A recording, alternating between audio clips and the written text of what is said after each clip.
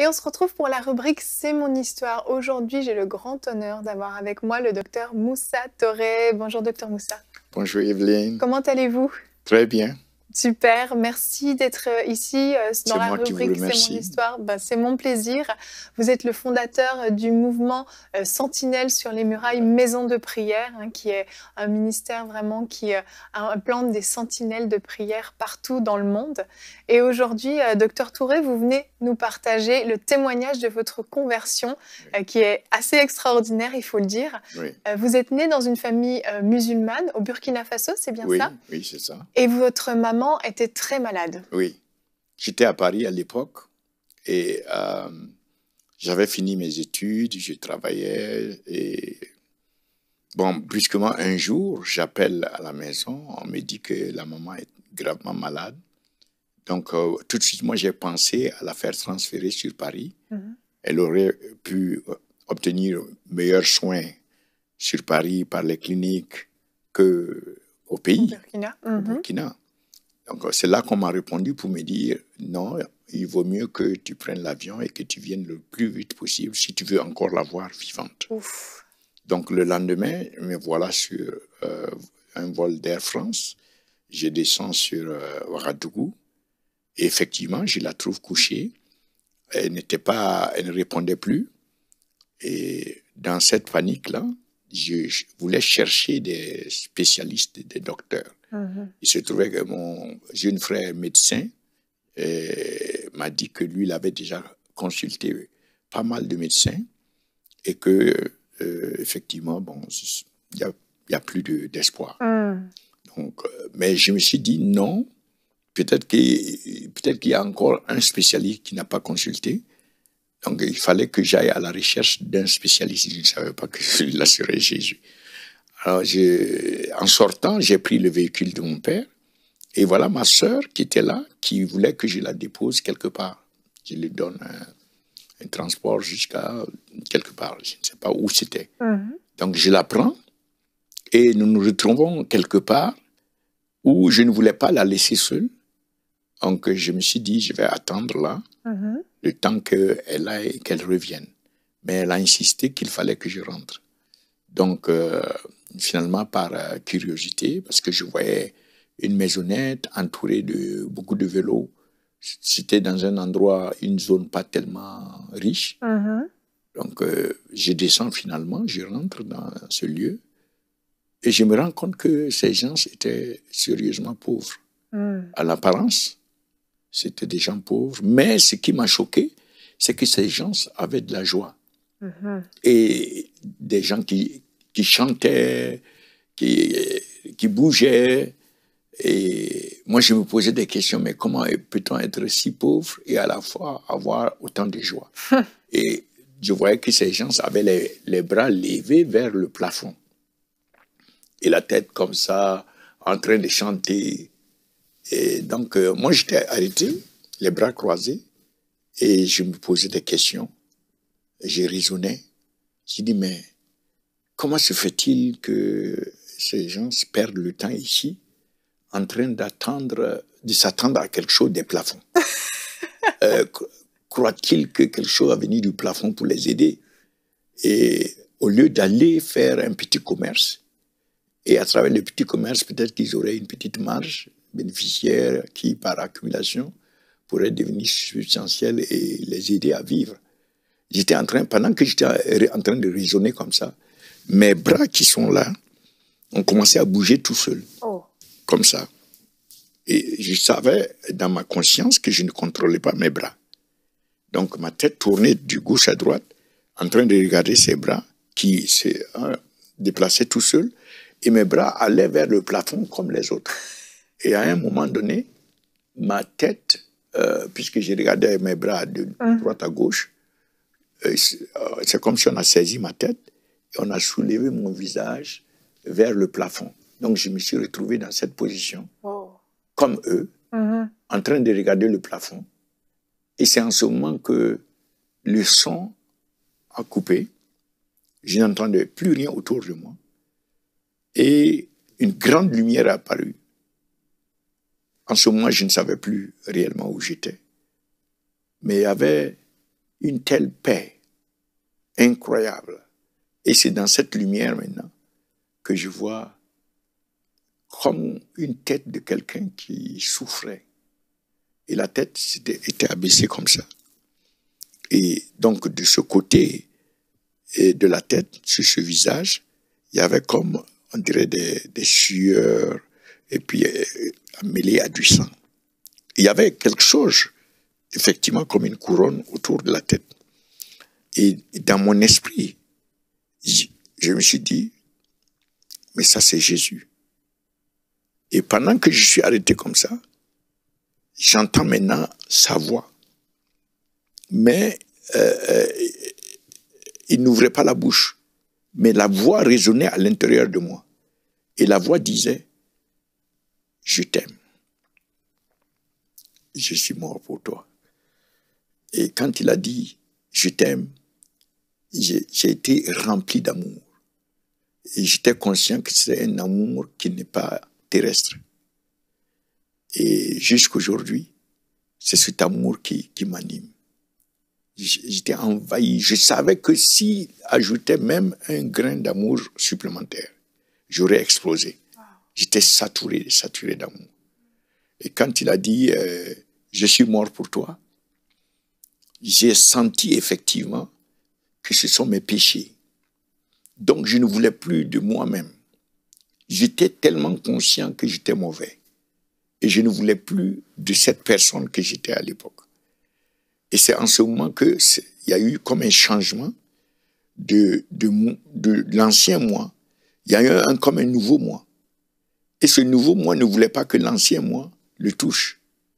Donc j'ai fait un mouvement comme ça. Et en ce moment, il y a une paix qui est venue. Et là encore, je savais que ce n'était pas une paix terrestre. Une paix extraordinaire.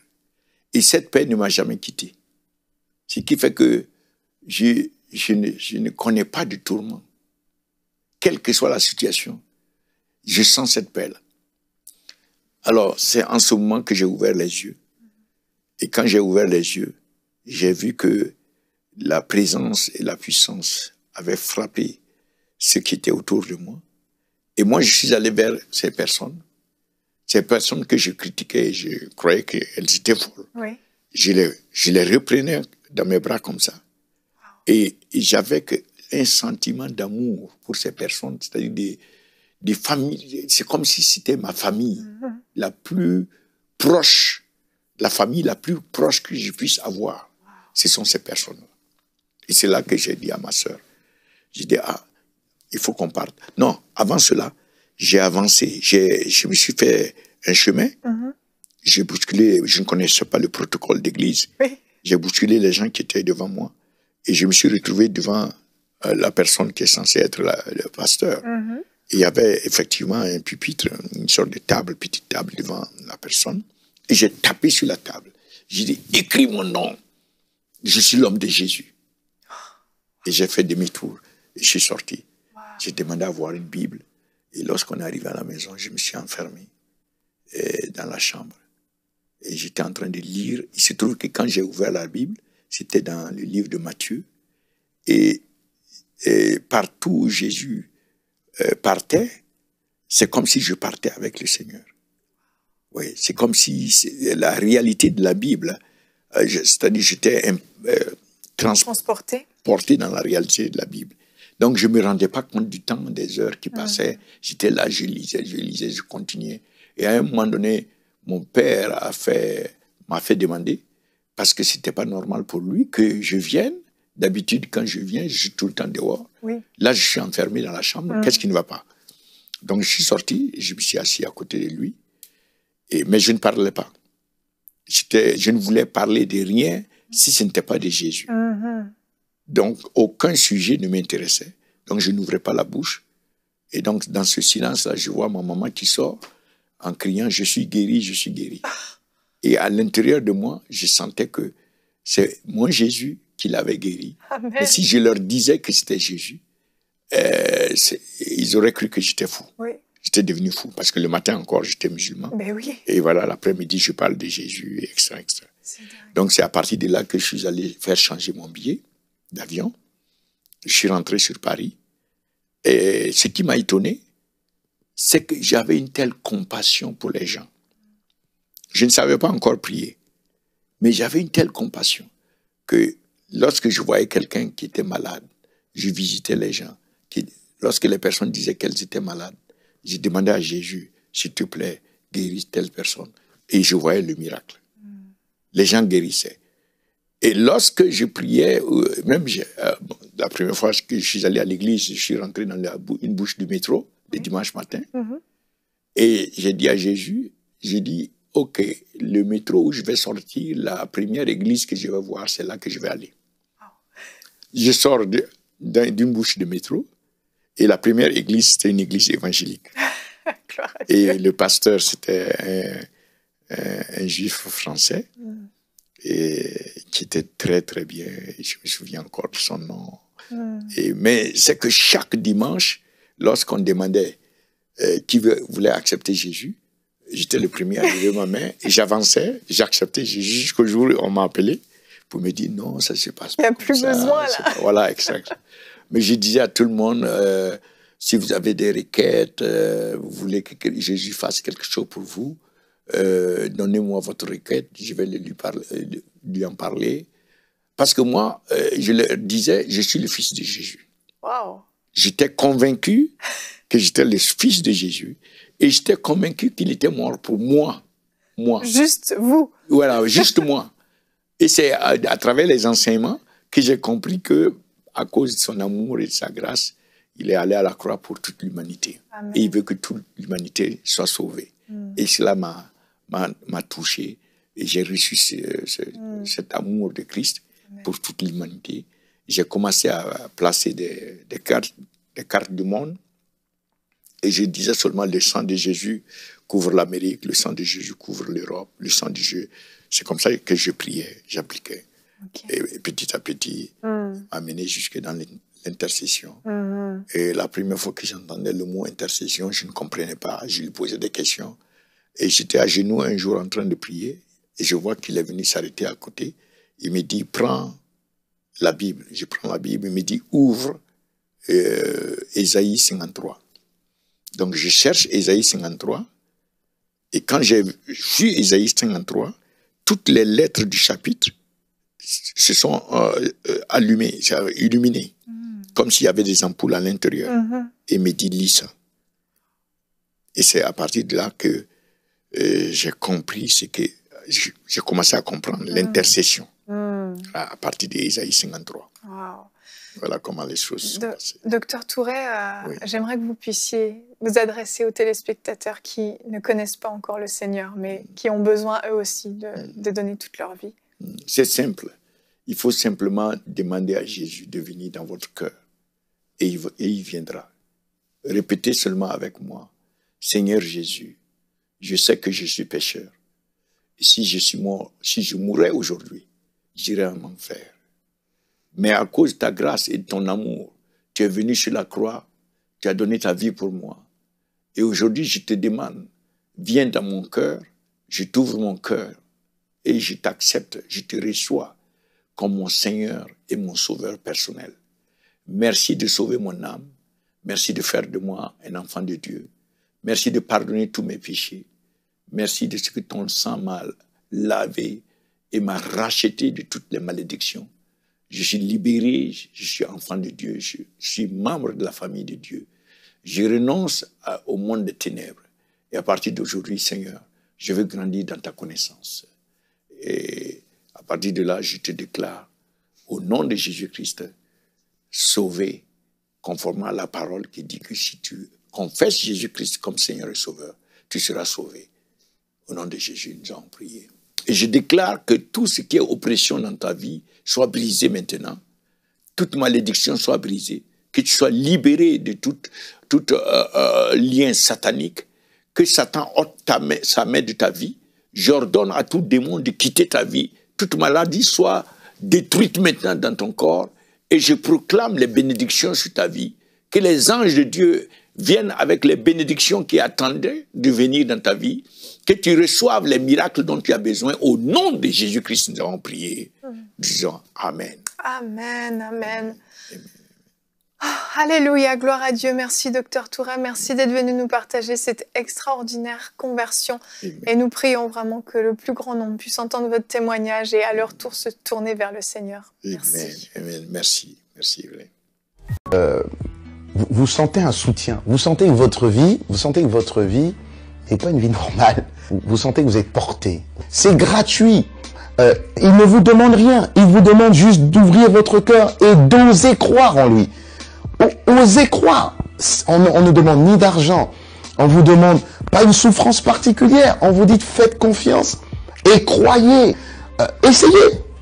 Vous n'avez rien à perdre. Essayez. J'ai essayé. Ça fait plus de 20 ans que je suis dedans. Et je ne repartirai pour rien au monde. Aucun milliard au monde ne me fera changer d'avis et me séparer de lui. Impossible.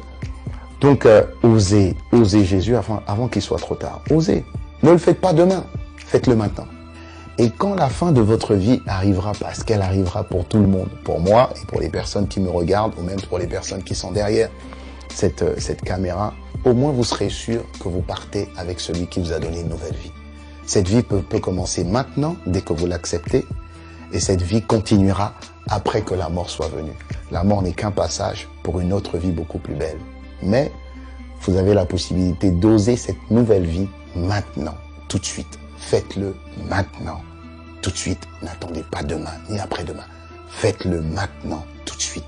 Prenez 1 minute et faites-le. Je vous en prie, vous ne serez pas déçus. Après avoir écouté ce message, si vous avez décidé de donner votre vie au Seigneur Jésus-Christ, faites cette prière avec l'homme de Dieu. Mon Dieu, je viens devant toi, tel que je suis. Je confesse Jésus-Christ comme mon Sauveur et mon Seigneur.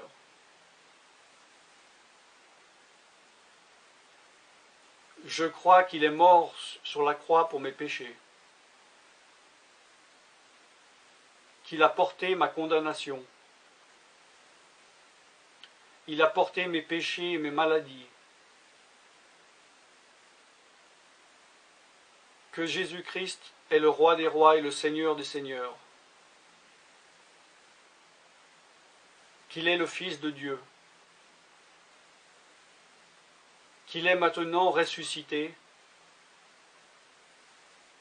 et assis à la droite du Père. Et il prie maintenant pour moi. Je me suis détourné de mes péchés et je veux obéir à ta parole.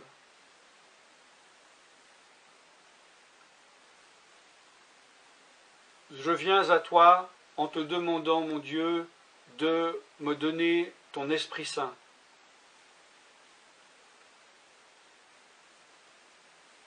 Remplis-moi de ton Esprit, afin que tu ne sois plus à l'extérieur de moi, mais que tu viennes habiter en moi.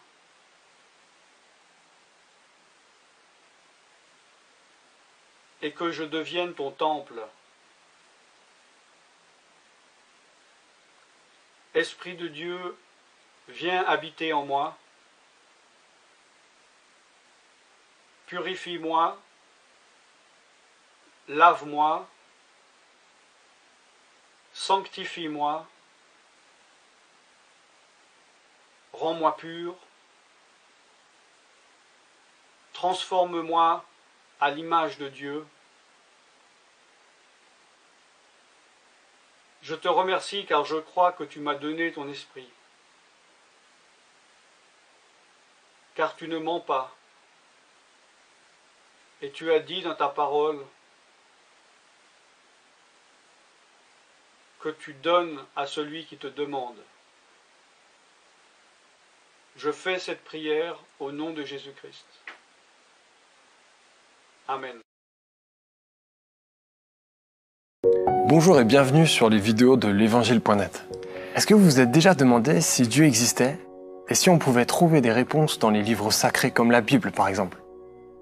Eh bien, vous êtes tombé au bon endroit puisque l'Évangile.net, c'est justement une plateforme interactive qui vous permet de découvrir par vous-même ce qu'est la foi chrétienne.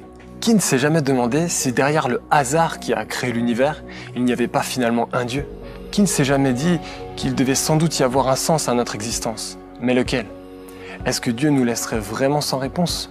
Laquelle des religions détiendrait alors la vérité? On peut rester sur ce genre de questions et se fier à quelques avis qu'on entend ici et là. Ou alors, on peut chercher par nous-mêmes et aller directement à la source pour connaître ce que disent les religions. Nous, chrétiens, on aimerait vous lancer ce défi, celui de lire au moins un livre de la Bible. Faites votre propre avis sur le sujet, soyez curieux. Vous allez voir que ce n'est pas si difficile que ça. Et au contraire, je crois personnellement que ce sera une lecture enrichissante pour vous. Peu importe ce en quoi vous croyez, si vous êtes athée, agnostique, si vous êtes croyant d'une certaine religion, ou plutôt neutre sur la question de la foi. Regardez et lisez par vous-même.